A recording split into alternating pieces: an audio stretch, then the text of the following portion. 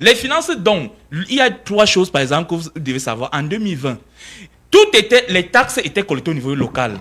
Par exemple, il vient de parler de l'OTVP. Vous voyez, par exemple, si vous prenez une commune de Fou qui est semi-urbaine, vous ne pouvez pas vous imaginer que la commune de Fou reçoive 5 millions d'OTVP.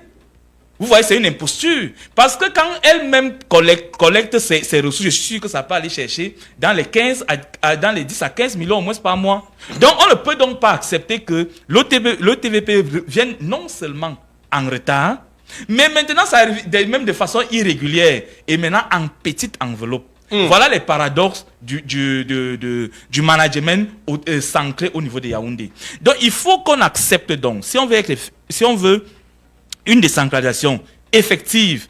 Parce qu'au Cameroun, on apporte toujours la nuance. Les autres ont dit progressive, mais nous, on estime toujours qu'elle doit être effective. Si elle est effective, il y a par exemple certains leviers qu'on doit donc pouvoir casser. Donc, c'est en cela que, de façon panoramique, je présentais d'abord la situation pour vous indiquer que non seulement il faut administrer, mais il faut les ressources parce qu'au niveau local, sans ressources, vous ne pouvez pas mener des actions de développement.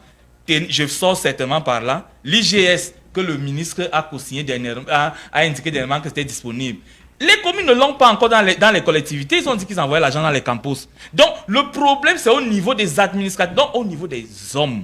Comme l'indique dans le conseil, c'est les hommes qui bloquent la décentralisation au niveau de Yaoundé. Ce n'est pas les textes, ce n'est pas la politique générale du chef de l'État, mais c'est les hommes. D'accord. Louis-David Lobert, revenons un peu sur le transfert des compétences dont parlait le conseiller municipal métropolitain tout à l'heure. L'État a-t-il effectivement transféré aux communes et aux régions les compétences prévues par les textes? Est-ce qu'on peut parler de décentralisation lorsque les collectivités restent largement dépendantes de l'administration centrale pour prendre certaines décisions stratégiques? Angèle Fombon, j'ai décidé de ne plus me prêter au jeu des journalistes. Celui de répondre à leurs questions telles que pensées et posées. Parce que pour la plupart du temps, ils nous amènent à parler de choses inexistantes, donnant l'impression que par notre présence, nous devons donner caution à une espèce de forfaiture. Je commencerai par une petite digression. Le gouvernement équato-guinéen a démissionné hier. Le motif est objectif non atteint. Donc, incompétence du gouvernement. Et il a remis sa démission. Cela présuppose que ce pays s'est adossé sur les sacro-saints principes du management moderne, dont parle très souvent ici François Sémé. L'obligation de résultat. Lorsque sur une durée précise, on ne perçoit pas des bribes de mutation dans la morphologie du pays, dans le vivre de ses compatriotes, on comprend qu'on n'est pas sur le bon chemin. Et on n'a qu'un seul acte à poser, c'est remettre sa démission. C'est une leçon qui devrait être appropriée par le gouvernement camerounais. Parce que le sujet qu'on pose sur la table est symptomatique de la nature et du type de gouvernance en vigueur chez nous. Je veux rappeler à nos compatriotes et à mes frères d'armes civiques sur ce plateau un fait. C'est en 1996, Jean Jarbéa, François Sémé, que la décentralisation a été consacrée à travers une modification opérée sur la norme suprême de notre pays.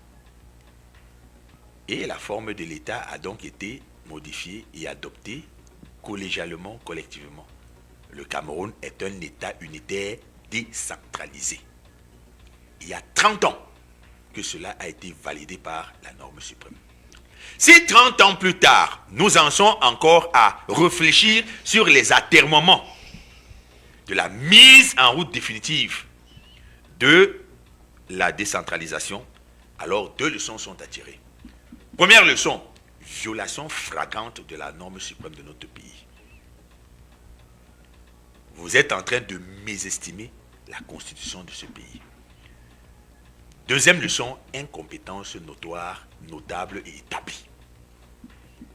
à ce niveau, je pense que quel que soit le bord dans lequel on va se trouver, on va converger vers cette conclusion. La décentralisation ici nécessite d'abord une clarification, comme a essayé de le faire François Sémé. On a voulu la décentralisation pour rapprocher le développement dans l'environnement des populations.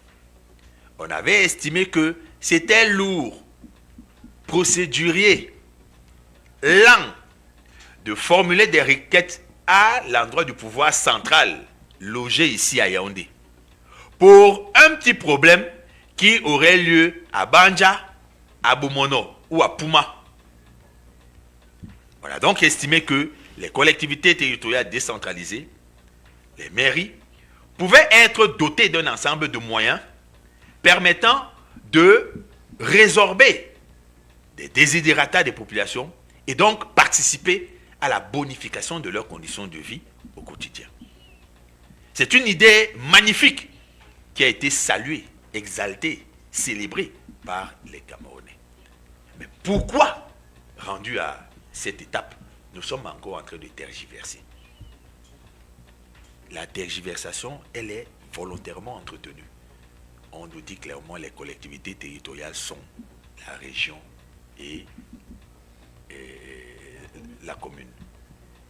Entre-temps, j'entends dire qu'il y a un maire de la ville. J'entends dire qu'il y a un conseil régional, mais je vois un gouverneur. J'entends dire qu'il y a une tutelle des communes. Or, il me semble que l'un des principes même qui fondent la décentralisation, c'est l'autonomie. L'autonomie dans les décisions également. Cela amène donc le préfet à avoir simplement un droit de regard sur la légalité des actes posés et non donner son avis sur les décisions souveraines prises par les conseils municipaux allant dans le sens de l'amélioration des conditions de vie des populations. Oui, puisque ce que tu indiques là, est suffisamment pertinent dans la mesure où c'est le quitus, le préfet donne le quitus à date. Oui. Il donne quitus à quelque chose qui vient d'une assemblée délibérante. Or, on se serait véritablement attendu pour un rôle uniquement de formalisation, un peu des actes. Oui, c'est pour ça que je dis que lui doit veiller à la légalité des actes posés. Oui. Il s'en tient là. Mais quand l'assemblée délirante a choisi ou a décidé. Puisqu'elle se base sur les textes, elle se base sur les lois et règlements qui encadrent l'action au niveau communal. Elle élabore ses projets et ses plans sur cette base-là.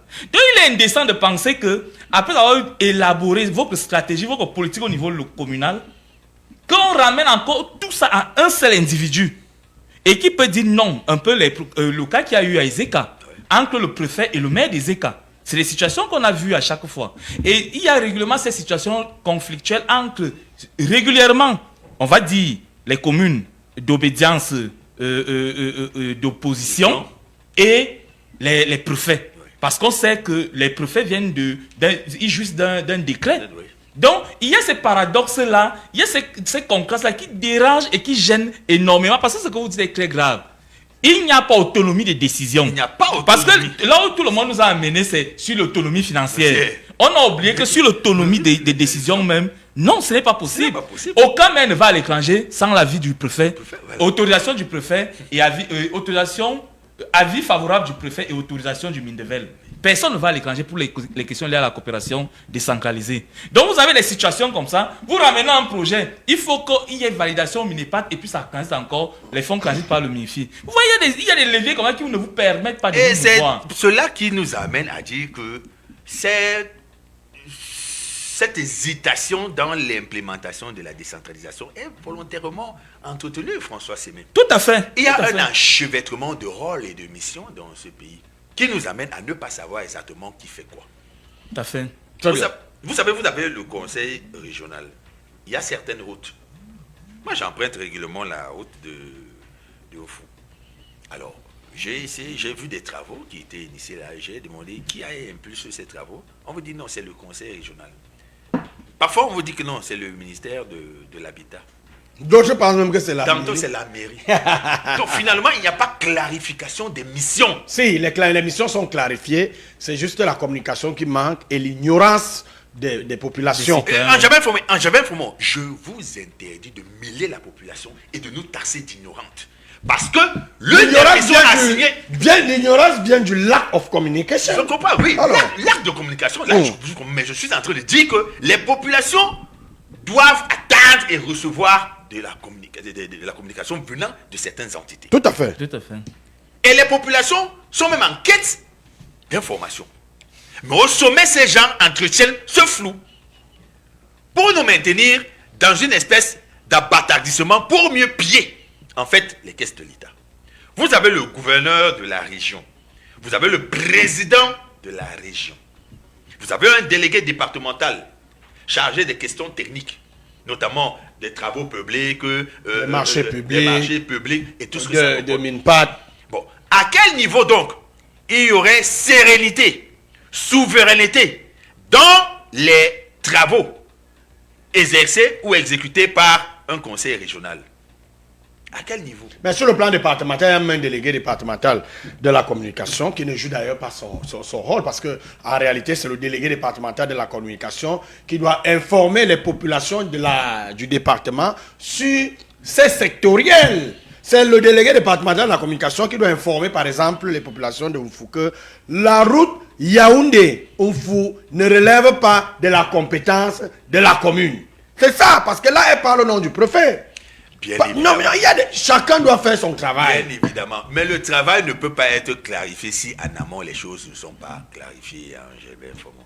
Oui, elle est fautive. Ou bref, les délégués départementaux en charge de communication sont fautifs. Quand ils existent, parce que... Oui, quand ils existent. Quand ils existent surtout. Parce qu'ils peuvent être nommés, mais jamais sur le D'autres terrain. même existent, ils ne savent même pas ce qu'ils pas doivent faire comme travail. Mais ce qu'il Tout à fait. il faut souligner ici, là, c'est qu'il y a un défaut de mission claire et circonstanciée assignée aux entités majeures dans les questions de développement dans notre pays. Et c'est à ce niveau que se pose le problème. Veut-on vraiment qu'il y ait une décentralisation dans notre pays? Alors, vous parlez de moyens. Parce qu'il y a ce mot que je n'aime pas, je ne supporte pas l'entendre. Vous avez des difficultés avec l'argent? Défaut de moyens pour un pays comme le Est-ce que Cameroun. vous avez des difficultés avec l'argent? Je vous ai dit qu'il y a des pays ici, là. Quand vous entendez des pays comme les îles Maurice, vous entendez parler de Seychelles. Ça, ce sont des quartiers. C'est-à-dire que tu as entendu parler de Bipanda. Ça, ce sont des quartiers. C'est Bipanda au Cameroun. Mais ce sont des pays qui ont appris à se développer à partir de ce que la nature leur a donné. La nature leur a donné si peu que par une ingéniosité féconde, fertile, ils ont pu impulser le développement dans leur pays. Chez vous, chez toi, dans ton pays, Dieu t'a tout donné. Tu as tout. Hein. Bauxite, tu es là. Oui. Fer, tu es là. Le bois, tu es là. Dans l'agriculture, qu'est-ce que tu n'as pas? Là, on vole. On vole. Lobé, Dans tu l'agriculture, viens n'as de pas quoi? toucher là où ça fait mal. Parce que tout à D'ailleurs, l'heure, tu n'as pas quoi dans ton pays? Dis-moi ce que tu n'as pas. Angelbert nous a entretenu tout à l'heure Électricité, c'est toi. lors de la revue de l'actualité avec quelque chose. La Sonamine, c'est des bandits. Moi, je le dis On vertement. ouvre le dossier lundi. Parce que vous ne pouvez pas nous dire que vous avez un budget de 9 milliards et vous vantez d'avoir fait un bénéfice de 525 millions. Vous avez prospecté sur le Cameroun à hauteur de plus de 40-60 milliards. Vous avez la possibilité.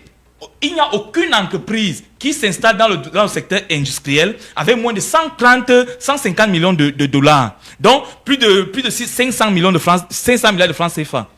Et lui, David, quand la Sonamine, celle qui est censée gérer nos ressources, vous dit qu'on a fait un bénéfice net de 525 milliards, ce n'est même pas l'argent pour faire une prospective minière dans une commune. J'ai dit, même dans une seule commune, ce n'est pas l'argent pour faire une prospective minière. Et une telle entreprise se gargarise d'une dans les performance médias. aussi médiocre. Je vous ai dit qu'en Guinée équatoriale, le gouvernement a démissionné. J'ai dit, ils sont nuls. Parce que, vous voyez, ils veulent faire une communication qui est malhonnête, ciblée, parce qu'ils viennent ici, ils viennent vous dire qu'ils ont fait un chiffre d'affaires de 525 000. Pendant qu'on paie 57 tonnes d'or. Prenons seulement ce cas. On pleure 57 tonnes d'or au Cameroun. Calculer 57 tonnes d'or avec fois 557 000 kg d'or, fois environ 80 000 le coût du jour. Vous allez voir à peu près ce qu'on a perdu. Mais les gars vous disent qu'ils ont fait un bénéfice net. Et j'ai entendu le journaliste dire tout à l'heure qu'ils ont fait des avancées avec 30 millions dans le suivi. Mais c'est quoi cette affaire? C'est est-ce qu'on est même l'escroquerie maudit? permanente. Une entreprise comme celle-ci, elle se garait d'avoir fait le bénéfice. Souvenez-vous que pour l'unboxing de Minimatap, on est en train de faire le chemin de fer. Le chemin de fer coûte combien? Vous voyez dans les paradoxes qu'il y a chez vous. Donc, entre le vol de 57 tonnes d'or, les entreprises qui s'installent partout, voilà bien qui vient de couvrir 2880 milliards. Un gars vous dit que lui vient de faire un chiffre d'affaires de 500 millions. Est-ce qu'on est normal Est-ce qu'on a quel problème même? Notre pays est où? Lui, Angelbert, on peut m'arrêter l'émission. On peut arrêter.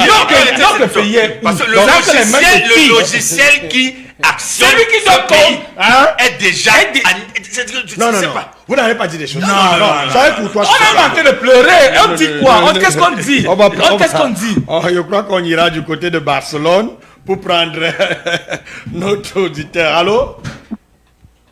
Bonjour, monsieur l'activateur. Bonjour. Votre plateau. Oui, bonjour. Oui, c'est Ado Débat depuis Barcelone. Oui, vous nous appelez depuis Barcelone. Oui. On vous écoute. Je pense que notre pays a un problème général, qui est un problème d'audit. Je pense que nous, les Camerounais, on a peur du contrôle, peur à ce que les gens viennent regarder ce qu'on fait. Parce que si on avait une culture de l'audit, on aurait résolu 90% des problèmes de notre pays, que ce soit dans le vol et tout, et que l'audit est rendu public après que les auditeurs soient passés. Je pense qu'avec ça, on pourra régler beaucoup de problèmes. Si aujourd'hui on parle de la décentralisation avec les fonds qui ne suivent pas, avec le transfert des compétences qui ne suivent pas les ressources, c'est un problème, moi, je pense, d'audit. Parce que comment est-ce qu'on transfère une compétence, on transfère les ressources? Les ressources pour cette compétence qui était au ministère sont où? Ces ressources-là sont où? Où est-ce qu'on a déposé ces ressources pour qu'on ne puisse pas les transférer avec les compétents? Et je pense aussi qu'on se focalise beaucoup sur le transfert des ressources financières. Alors je pense que le transfert des ressources doit englober un certain nombre de choses. Pas seulement le transfert des ressources financières. On peut aussi transférer la ressource humaine. Parce que pour aussi encadrer le recrutement dans certaines communes, s'assurer d'avoir la bonne personne à la bonne place. Tout à fait. L'État ou bien le gouvernement, le ministère qui transfère les compétences doit aussi assister dans le transfert de la ressource humaine qui va aider à effectuer le travail que, je crois, c'est le ministère qui fixe le cap. Exactement. C'est le ministère qui fixe le cap et a la vision. Donc, il va pouvoir assister la mairie dans le recrutement d'une personne qui va pouvoir suivre cette vision-là. Et je pense encore que tout ça, que ce soit les pertes financières, que ce soit, comme on dit, 500 millions de bénéfices pour la Sonamine, c'est parce qu'il n'y a pas un auditeur qui va passer là chaque 3 mois et faire son travail normalement et rendre compte au public, pas envoyer à la chambre des comptes, non. Rendre le document public et aller directement à la justice, un procureur saisit l'affaire et s'il y a faute, on tranche directement. Je pense qu'avec ça, les gens seront un peu plus conscients de la chose publique. Merci. Merci beaucoup. Jean-Jacques Beya, c'est justement vous qui aviez la parole. Avec vous, hein. On va essayer de rentrer dans les ressources financières. Le principal frein à la décentralisation est-il aujourd'hui le manque de moyens financiers? Dites-nous, comment expliquer que certaines communes peinent encore à financer des services de base malgré les transferts financiers annoncés chaque année? Dites-nous, Jean-Jacques Beya. Les transferts annoncés, comme vous le dites, Gilbert, ce sont les CAC. Et Dieu seul sait comment on fait pour repartir cela. Dieu seul sait comment cela est reparti. Dieu seul sait comment on fait la péréquation pour pouvoir envoyer cet argent-là et à quel moment il arrive. Vous savez, Gilbert, au Cameroun, nous sommes passés à mettre la charrue avant les bœufs. Lorsque vous demandez aux communes, vous voulez implémenter la décentralisation des communes. À quel moment avez-vous capacité les communes pour qu'elles puissent prendre en charge? À aucun moment. À quel moment avez-vous fait le transfert de compétences? Parce qu'on ne peut pas parler de décentralisation sans avoir fait capaciter les communes, sans avoir créé des infrastructures dans les communes, des espaces dans les communes, et maintenant capaciter les communes dans le recrutement et former même un personnel pour le recrutement communal. À quel moment vous pouvez parler de décentralisation? C'est à ce niveau qu'on comprend que le Cameroun a un problème génétique qui n'est même pas d'ordre mystique, mais c'est génétique. Parce que pour mettre Fodé aux communes, vous avez d'abord la première difficulté des communes. C'est que sur 374 communes, donc avec 374 de villes, vous avez près de 250 enclavés. Il y a près de 250 communes enclavées. Ça veut dire que 250 communes où pour aller, il n'y a pas de route bitumée. Première chose. Comment vous voulez donc que cette commune-là, où pour aller, on prend un sentier, tu prends la brousse et tu sors, tu vois 2-3 maisons et une maison construite là, on dit que non, c'est la mairie. On dit que c'est ça l'arrondissement. Et c'est ça qui doit produire de l'argent. Mais on se moque des Camerounais. Tout simplement. Parce qu'au Cameroun, les gens qui sont au poste de réflexion passent leur temps à réfléchir comment soigner leur avant-point au point où le ventre a fini par dépasser la réflexion. Donc le volume du ventre a fini par dépasser le volume du cerveau. Et à ce niveau, ils ne pensent plus développer les arrondissements, l'arrière-pays, les CTD. Ils pensent comment empêcher les CTD davantage pour se développer. Parce qu'il y a un souci qui se pose à Germain Fomon. C'est que, dites-nous, aujourd'hui, les gens ont l'impression que quand bien même on a promulgué la loi sur le transfert de compétences de 15% du budget, que cet argent va être remis au maire. Mais c'est une hérésie. C'est la folie. Le maire ne va pas toucher les 1 milliard. Les 15% du budget. Il ne touche pas ça en espèces. Ce qu'on demande, il faut que vous suiviez. Ce qu'on demande, c'est que l'argent que M. Motazé envoie en carton dans les ministères là, c'est là-dedans, 15% des cartons là, qu'on doit transférer aux arrondissements. Pour que les arrondissements aussi ils puissent savoir que dans l'enveloppe budgétaire de l'État, j'ai droit à tel montant et à travers ce montant maintenant, je peux planifier le développement de mon arrondissement. Ce n'est pas qu'on veut donner 15% de tout le budget. À ce niveau, on a fait des grandes annonces. Quand je suivais tout à l'heure parler de la communication, tout le monde au quartier là sait que on transfère 15% du budget aux communes et les maires mangent l'argent. C'est ce qu'ils savent. Non, c'est ce qu'ils savent à la base. C'est là où on parlait de lack of communication. Que les maires mangent l'argent. Mais mieux les maires mangent même ça. Parce que au moins il y a 374 maires. Au moins ils sont nombreux que le gouvernement. Mais vous ne pouvez pas demander aux gens d'aller vous produire la tomate en boîte à Djebel Fomon. Vous ne leur donnez pas l'espace que le terrain. Vous ne leur donnez pas la semence. Vous ne leur donnez pas l'engrais. Vous ne donnez pas un système d'arrosage. Et vous voulez qu'à la fin, ils viennent vous produire la tomate en boîte. Des bonnes tomates en boîte. C'est un gros problème.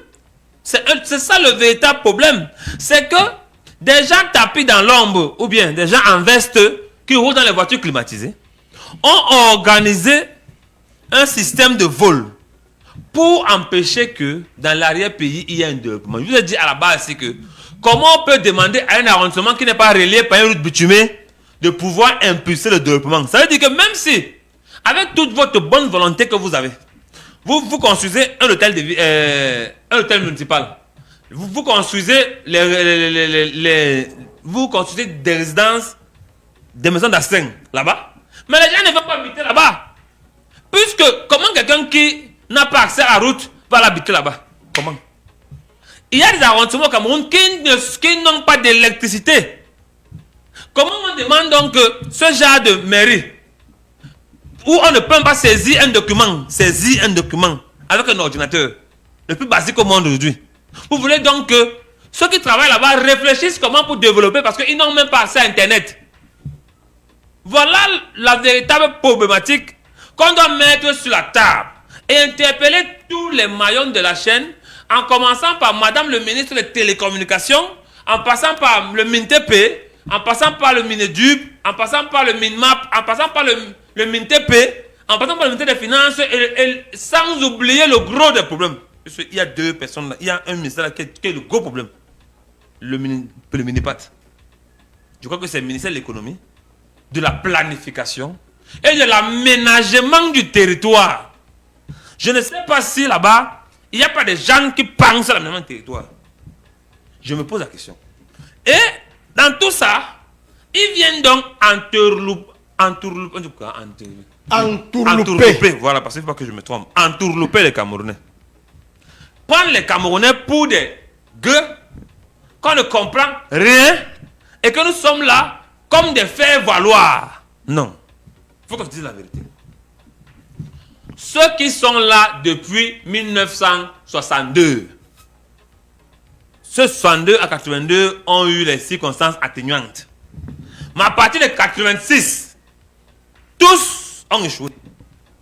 Je dis, tout ce monde-là, ils n'ont rien fait, ils n'ont pensé qu'à enrichir les familles, enrichir les dynasties au détriment des Camerounais. Vous avez évoqué tout à l'heure là, le détournement massif qui empêche le développement. Mais monsieur Ajabé informé. Dites-nous. Rien qu'avec l'argent de l'or, on développe le Cameroun. Je dis, rien qu'avec l'argent qui vient dans l'eau, et les 57 tonnes là, c'est un pays qui a déclaré. Hein. Si on regarde, c'est un pays. Hein. Ce n'est pas l'Italie qui a déclaré pour eux. La France n'a pas déclaré pour lui. L'Espagne n'a pas déclaré. La Chine n'a pas déclaré pour eux. Parce que quand monsieur Fomo, quand François prend 57 tonnes, il parle de ce que les gens de Dubaï l'ont déclaré, non? Chine et Dubaï. Voilà, Chine et Dubaï. C'est-à-dire que les autres pays donc, Chine et Émirats, vous dire. les autres pays donc ont déclaré quoi? C'est ça que vous te posez. C'est-à-dire qu'on parle là d'une portion de 10%. Si la Chine et les Émirats déclarent 57%, on connaît au Cameroun qui est le patron du Cameroun. C'est la France, évidemment. C'est-à-dire que si les Chines et les Émirats déclarent 57%, 57 tonnes, on peut s'imaginer que la France est même à 125 tonnes. Mais le problème, Béa, le problème c'est que généralement on nous embrouille même l'esprit. oui, Si on prend secteur par secteur, élément par élément, combien l'exploitation du fer de Mbalam rapporte au Cameroun? Point. Combien d'argent? D'abord, on commence Ça là. rapporte combien? Les Camerounais doivent attendre combien? Ne venez pas nous dire que vous avez fait les bénéfices de 2000. Non, vous dérangez les gens. Ne nous embrouillez pas. On a investi 7000 milliards pour faire le chemin de fer, pour installer une usine à tel endroit. Ça rapporte combien aux Camerounais? L'exploitation du fer qu'on fait à Bipindi, aujourd'hui, avec 10 tonnes ressources, ça rapporte combien? L'exploitation de la bauxite de Mini Mahatap, ça rapporte combien? L'exploitation du rutile à Konolinga, ça rapporte combien? L'exploitation de l'or rapporte combien? L'exploitation, le pétrole, le diamant et tout ça. Vous nous fatiguez. Dès que vous prenez deux carats de diamants, vous venez dire que véritablement, on vient de réaliser des prouesses parce qu'on vient de saisir 40 carats de diamants. Entre-temps, l'État vous a donné un budget de 5 milliards. Est-ce que vous voyez même comment vous nous prenez? Vous nous avez pris pour des idiots où ce n'est pas possible. Donnez l'argent aux collectivités, qu'elles se développent par elles-mêmes. Laissez tout ce que vous êtes en train de faire au niveau de Yaoundé. Voilà Béa qui indique encore quelque chose. Béa, tu parles des ressources des jeunes Camerounais. On a déjà formé plus de 2000 Camerounais à la NASLA. Près de 2000 Camerounais sont formés au niveau de la NASLA. Dans la fonction publique territoriale, il n'y a personne en Gelbert. Il n'y a personne. On n'a recruté aucun de ces jeunes. Et ce n'est pas gratuit la formation. Elle n'est pas gratuite. Là-bas, les jeunes payent 300 à 350 000 par an. Et ils font là-bas 2 à 3 ans. Et vous savez tout ce que ça comporte. Chaque jour, un prof qui vient là, qui vous dit que j'ai mon bord là acheté. Non, vous dérangez les parents. Et les parents envoient les enfants là depuis 2022. Et de 2022 aujourd'hui, les enfants sont au quartier. Ils sont allés voir le Mindevel l'autre jour, aucune solution. Vous dites que vous voulez, vous allez numériser les communes et tout ça. Tu indiquais tout à l'heure, tu parlais des communes enclavées, où il n'y a ni accès à l'électricité, ni de route. La question que moi j'ai voulu te poser, c'est il y a là-haut la route à Yaoundé. Voilà. Il y a l'électricité à Yaoundé. il y a là-haut ça à Yaoundé avant d'aller retrouver l'électricité à Yokaduma, Lui, David ou à Molondu, ou à Salapumbe. Non, on est perdu. Parlons un peu des conseillers régionaux. Les conseils régionaux ont-ils déjà démontré leur utilité dans l'amélioration des conditions de vie des populations? Dites-nous quels résultats concrets les citoyens peuvent-ils citer aujourd'hui pour justifier l'exercice de ces nouvelles institutions. Angemin Fomo, vous êtes dans la provocation permanente. Dites-nous tout. Ce matin, vous êtes essentiellement provocateur. La nature des questions que vous posez ne sont pas vouées à ce qui est sérénité sur ce plateau. Et encore quoi? Vous dites là, qu'est-ce qu'on peut présager ou présumer comme bilan des conseils régionaux dans ce pays? Des conseillers qui viennent d'être réélus récemment, après près de 4 ans d'un passage à vide. 5 ans. 5 ans, c'est une provocation. En fait, il y a un gap notoire entre la vocation originelle d'un conseil régional et ce que nous vivons au quotidien de nos conseillers régionaux. Pour la plupart, ils y arrivent par cooptation. Et lorsqu'on est donc quelque part par cooptation, on est soumis à un devoir d'allégeance et d'explication à une autre entité que sa conscience. Parce que c'est la conscience qui doit vous guider sur l'obligation de résultat. La quasi-totalité de ces gens ne connaissent pas pourquoi ils sont là. Preuve patente, cet esclandre qu'il y a eu dans la région du Sud, où le parti au pouvoir voulait introniser ou imposer un candidat au détriment de la volonté des autres électeurs. Que vous alliez donc dans l'extrême nord, au littoral, dans le centre, ce sont des bibelots ornementaux, les conseils régionaux. Puisque d'abord, on ne sait pas pourquoi ils sont là. Deuxièmement, rendus à un second mandat, certains en sont encore à l'installation, c'est-à-dire qu'ils sont en train de jouir des fonds qui leur sont alloués pour procéder à l'installation de leur site. Ainsi, on achète des ordinateurs, des rideaux, des tapis, des fauteuils, ainsi de suite. Rendus au second mandat, voilà ce qu'ils sont en train de faire. De façon minimaliste, vous allez entendre que telle route a été rafistolée à hauteur d'un montant si faramineux que vous aurez du tournis. Tout cela procède de ce que j'appelle l'escroquerie à grande échelle. C'est de l'escroquerie. Le peuple a été escroqué, dupé, roulé par tous ces mots ronronnants, ronflants. Sont des concepts. On a fait des bénéfices. On a fait des bénéfices. On vous dit donc des choses et vous voulez les intégrer. Je le dis donc de façon ferme et ouverte aujourd'hui. Le conseil régional au Cameroun n'a pas démontré son utilité. Il reste du registre de l'enfumage. Parce qu'à la vérité, il suffit de lui donner un pouvoir minimal, que la physionomie de nos villes changerait. Et qu'on procéderait à une identification plus aisée des responsabilités. Quand un conseil régional au Cameroun est encore en train d'attendre que c'est le MINTEP qui transfère le budget pour renouveler une route régionale, Voilà. Vous pensez que nous sommes dans un pays sérieux? Jamais. Ou tout un président régional? À Awa Escalier, ce qui se passe là, qui est en train de faire ça? À Awa Escalier, ce qui se passe là. Le maire de la ville. Ah, c'est le maire de la ville. Bon, qu'est-ce que le maire de la ville est en train de faire? On me dit qu'il est en train de procéder à un agrandissement des carrefours. François Sémé, Jean-Jacques Biangébé, quel que soit le seuil de votre idiotie humaine, lorsque vous essayez d'analyser ce qu'il entend par agrandissement des carrefours, c'est-à-dire que la route est étriquée là-bas en amont. Il vient donc vous dire qu'il a élargi ici. Vous aurez donc 10 véhicules qui vont venir autour du carrefour, vont prendre la route pour aller s'engluer ou s'obstruer là devant. Et on vous dit qu'on est en train de faire des travaux. Et il y a une spectacularisation. Vous voyez donc, les camions sont là, il y a un embouteillage fou, les techniciens... Ils agrandissent les carrefours. Je vous rappelle que ici... Ils connaissent ce que dit carrefour. Dans la Mefou et à Kono, le maire et l'autorité administrative sont allés inaugurer solennellement un carrefour, le carrefour du centre-ville d'Akono, qui ne fait pas 2 mètres carrés. Et on a mobilisé les conseillers municipaux et les populations pour cela. Donc, nous sommes dans un pays, comme tu aimes le dire, de l'imposture. Lui, David, nous sommes dans un pays de l'imposture. C'est de l'imposture. Le problème au Cameroun aujourd'hui, s'il faut parler un peu des ressources, les maires ont un problème. Aucun maire n'a l'argent. Aucun maire ne reçoit l'argent. Pour implémenter les politiques, peut-être, ils ont en tant qu'individu de l'argent, mais l'argent de la commune, il n'y en a pas. Le problème se pose à quel niveau, lui, David?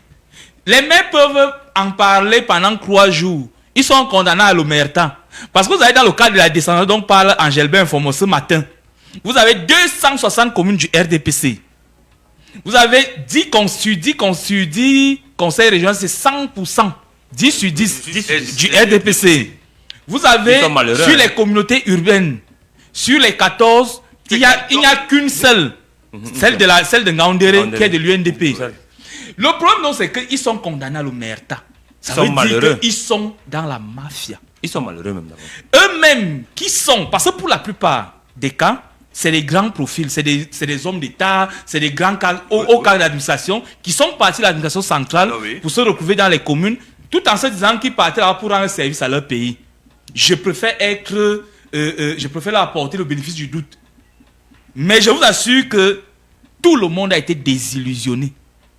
Désillusionné parce que quand vous arrivez, il n'y a rien. Et ça, c'était en 2020.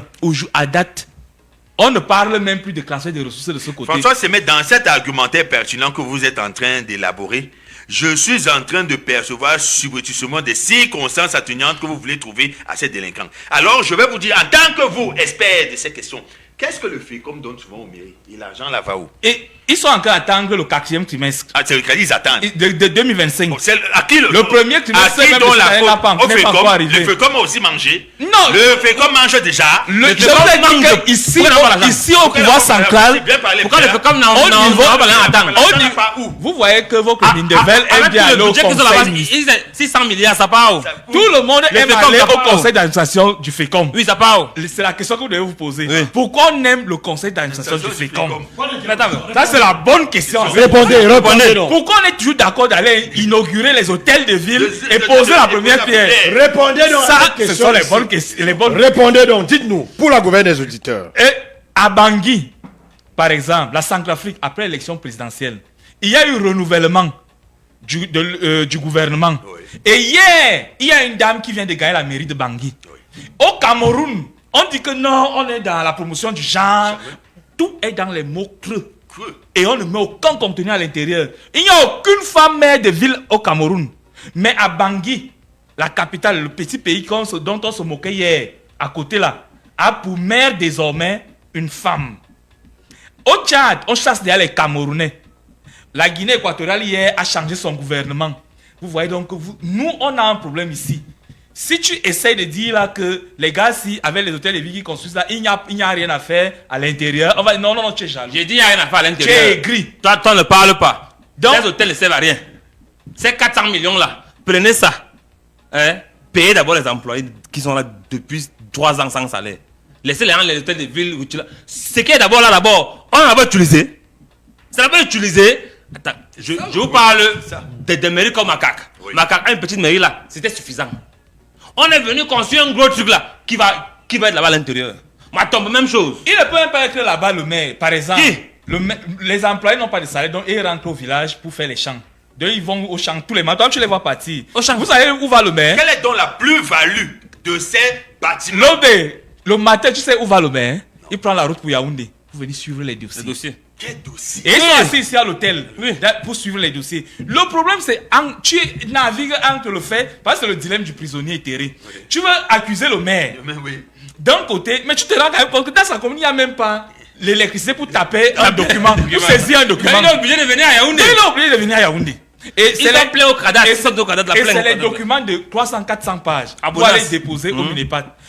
Et après, on va te dire, si tu ne veux pas faire le suivi, il n'y aura rien. Donc, nous sommes, Angèle, tu poses un problème aujourd'hui qui est à l'ordre de la gouvernance. Et on a un sérieux problème. Si vous, qui connaissez bien le président de la République, vous ne l'appelez pas pour qu'il vienne nous sauver, je vous ai dit que nous sommes comme un troupeau de moutons dans un enclos. La vérité, c'est qu'il a fermé. Et il est parti avec les clés. Mais on déambule à l'intérieur. Il n'y a pas l'air. Il n'y a rien à brouter. Donc, où on est là, on est perdu. Si Melon, le berger, où il est parti, il va croire qu'on est mort de famille. Il est parti d'abord. Bon, Jean-Jacques Beya, essayons un peu de parler de l'unité nationale et de la décentralisation. Alors, dites-nous, une décentralisation plus poussée renforcerait-elle l'unité nationale ou alors elle pourrait favoriser certaines revendications identitaires et régionales, Jean-Jacques Beya? Où faut-il placer le curseur entre autonomie locale et préservation de l'autorité de l'État? En Gébin Information, l'État en lui-même dit déjà que c'est un État unitaire décentralisé. Ça veut dire que il déconcentre son pouvoir et donne une petite partie de son pouvoir à certaines personnes qui l'aident dans des endroits bien précis, qui l'aident. À ce titre, il ne faut pas venir de la Sorbonne, comme ils aiment dire, ou bien de Sciences Po Paris, parce que ce sont les grandes écoles là-bas, Sciences Po Paris, il y en a des Paris de la Sorbonne, pour comprendre que le développement est une géométrie variable. Quand on parle du développement des localités, c'est une géométrie variable. De la même manière qu'on peut traiter Yaoundé 6, ce n'est pas de la même manière qu'on va traiter l'arrondissement de Messondo. Ce n'est pas de la même manière qu'on va penser que ces deux arrondissements peuvent percevoir 100 millions. Sans rien, on ne dit rien. Fonds routier, 27 millions. On dit rien dedans. Tu vois seulement 27 millions fonds routiers, 100 millions mine de vel. Non! On doit catégoriser les arrondissements.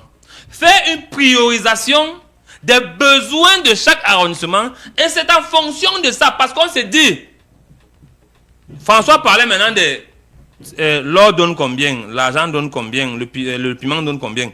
On évalue ça et on dit, à l'horizon 2035, voilà comment nous voulons notre décentralisation et comment nous voulons que nos arrondissements soient développés et rattrapent le gap. Parce qu'aujourd'hui, où on fait là, on fait du bricolage. C'est-à-dire qu'actuellement, si, l'unité, d'abord, c'est le bricolage au Cameroun.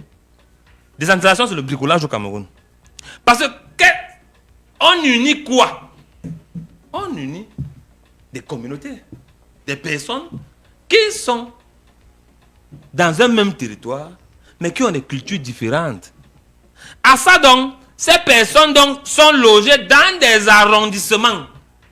Donc si vous comprenez d'abord que la question de la communauté est d'abord là, ça veut dire qu'il faut gérer cela à géométrie variable en fonction de ce que vous voulez. Depuis qu'on parle là, est-ce qu'on nous a véritablement dit que on voudrait qu'en 2040, tous les arrondissements du Cameroun soient reliés par la route bitumée?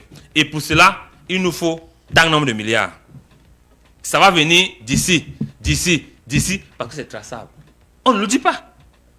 Mais on nous parle des choses qui nous éloignent de la réalité. Moi, j'ai la malchance d'être né dans une zone, bon, pas une broussaille, dans une forêt équatoriale. J'ai la malchance. Ou pour m'y rendre, je prends la moto, et cette moto, on tombe au moins 10 fois en route. Je pousse la moto même sur 25 km pour m'y rendre. Quand je pars au village. Autant aller à pied. Mais bien sûr. Mais tu prends la moto parce que, bon, au moins, dans les zones qui circulent, au moins, il va accélérer un peu sur 1 km. Donc, tu comprends donc que on ne peut pas gérer un pays comme ça, comme une épicerie ou comme un salon de couture de ma tante au quartier où elle prend les tissus et rafistole. On ne rafistole pas un pays. Un pays se pense à travers un patron. On dessine d'abord un patron. Ça veut dire qu'on dessine un pays. On dit, le Cameroun a les arrondissements. Mais le chef de l'État est là, non? Il est le patron. Ouais. On vient de le voter. François, nous sommes au 6e mois sur 7 ans. Jean-Jacques Béa parle de patron au sens Non, mais est-ce modéliste que du terme. François Il se comprend. Est-ce que François se me manque? Est-ce que François se me manque? Mais à la majorité, le La cas question vient- de François se me perd. il vient de ramener. Elle repose d'ailleurs sur un fond de vérité. Oui. C'est Alors, pourquoi dans le chef Pourquoi de vous voulez nous l'État embrouiller? prend dans le bic pour nommer dans le styliste en chef, qui est le Premier ministre, qui est le styliste en chef. Et en tant que tel donc, il doit donc demander donc au propriétaire de la boutique que bon, boss, tu veux qu'on parte comment? Il dit voilà mes orientations. Il prend donc le papier, il dessine dans le patron et dit aux autres donc que toi tu vas faire le manche, toi tu vas faire le col, toi tu vas mettre les boutons, toi tu vas faire. On avance. Jean-Jacques Béa est tellement profond dans ce qu'il est en train de dire que cette résurgence, parce que vous parlez de corrélation entre la décentralisation et l'unité, cette résurgence du discours communautariste tient compte du fait qu'il n'a pas pensé l'État. Si on s'était dit, si le Camerounais a le droit de s'installer durablement à quelque endroit que ce soit dans ce pays et de jouir d'une liberté établie, alors il faudrait qu'il participe obligatoirement à certaines charges ou fonctions électives dans le domaine ou dans la localité dans laquelle il est installé. On s'est dit donc que tous les maires doivent être titulaires de ces enfants d'une région.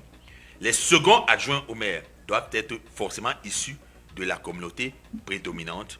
Ainsi Non, de suite. de la communauté. De la communauté, des autres communautés, doivent être représentés des autres communautés. Cela aurait imposé un vivre ensemble établi dans Lui, David, il n'y a- Et le discours, comme celui que propage mon bombo, n'aurait pas trouvé un écho favorable. Et dans Mais l'État, ce discours trouve favorable l'État à donc. défaut de gouvernance. l'État donc, pour éviter donc les disparités constatées sur le terrain, Oui. allait travailler donc afin que les arrondissements qui sont enclavés Oui. deviennent donc des arrondissements prospères. Ce qui va amener donc les fils des terroirs. Je me rappelle, je faisais le CE1. On me parlait de l'exode rural massif.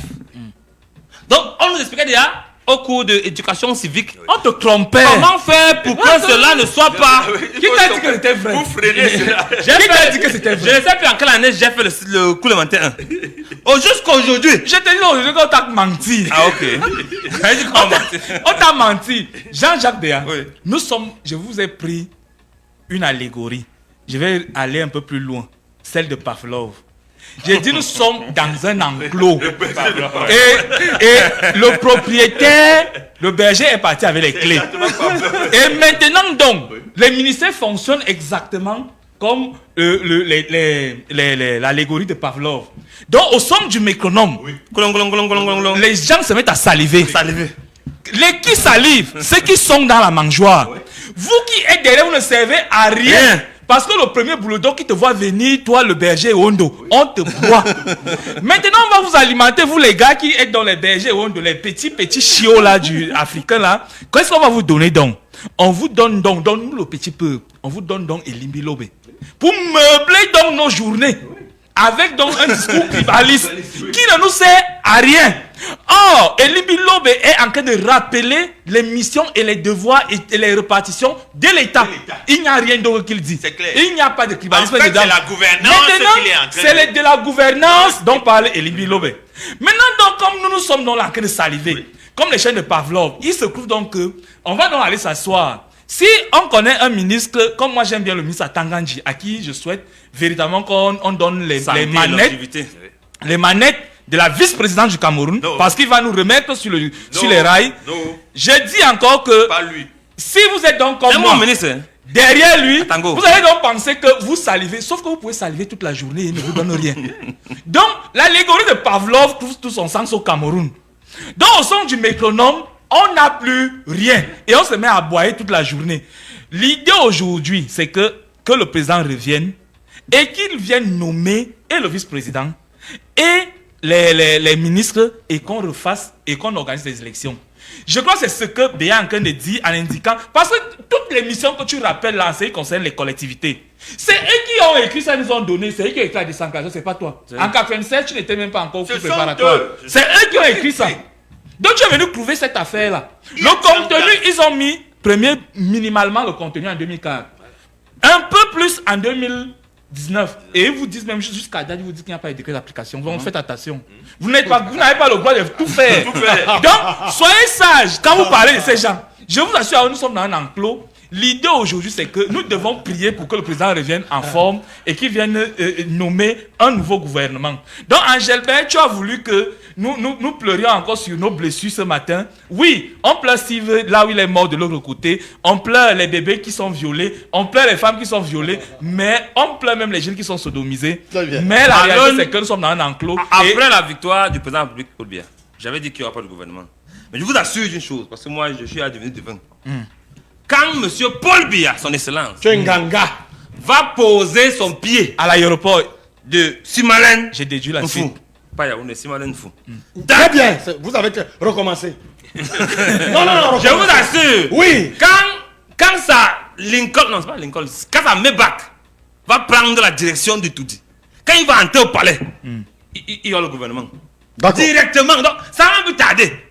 Si Bobga, vous allez couper cet extrait, on va rendre ça viral. De toute façon, on s'en souviendra quand Paul Biya reviendra. Vous avez dit que quand il va toucher le sol, le tarmac. Non, appelez bien l'aéroport. De quel aéroport? Qui est en fou? Voilà, parce que recommencer là. Mais qui est situé dans la commune de Fou. Très bien. Quand il va fouler le sol. Parce que les gens nous disent là que l'aéroport c'est Yaoundé. Vous dites que l'aéroport quand il va fouler le sol de l'aéroport de Fou. Très bien. Il va se diriger directement au palais de Toudi.